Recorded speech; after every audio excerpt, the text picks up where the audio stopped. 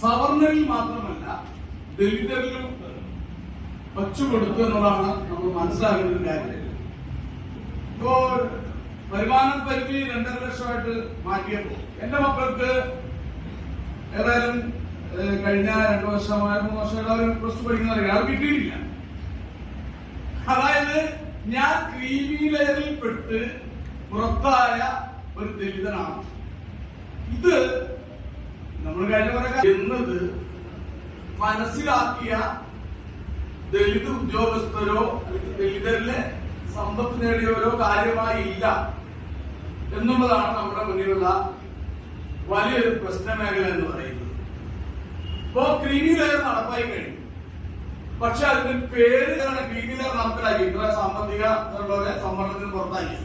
Creamy layer വലിയ വിവാദങ്ങളെ പക്ഷെ ദലിതരിൽ ആദിവാസികളിലും creamy layer നടപ്പിലാക്കിയപ്പോൾ അത് ആരും അറിഞ്ഞില്ല.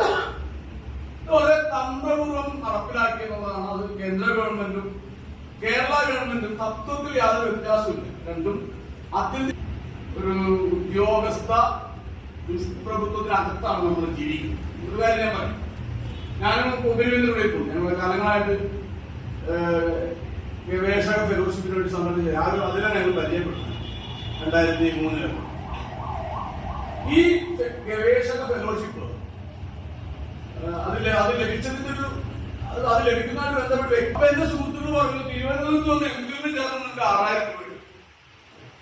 അപ്പൊ ഞാൻ എംഫിൽ പഠിക്കാൻ വരുന്നതിന്റെ മോട്ടിവേഷൻ എനിക്ക് അവിടെ കിട്ടുന്നതിൽ കൂടുതൽ പൈസ കിട്ടുമെന്നുള്ളത് മാത്രം.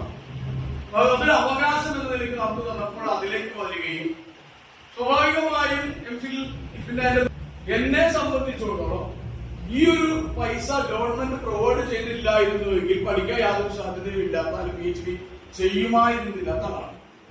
കേരളത്തിൽ കഴിഞ്ഞ 10-15 വർഷം കൊണ്ട് നിരവധി പേര് ദളിത് വിദ്യാർത്ഥികൾ PhD എടുക്കുന്നുണ്ട്. ഇപ്പോഴും കേരള കാലിക്കറ്റ് യൂണിവേഴ്സിറ്റി എല്ലാവരും സിഫയും കേശൊക്കെ പറഞ്ഞ് നടക്കുന്ന മനുഷ്യരല്ലാതെ അത്യാവശ്യം അംബേദ്കറെയൊക്കെ വായിച്ച ആളുകളാണ് ഇന്ന് ഇവിടെ MG ശശിഭൂഷൺ എന്ന് പറയുന്ന വലിയ സാംസ്കാരിക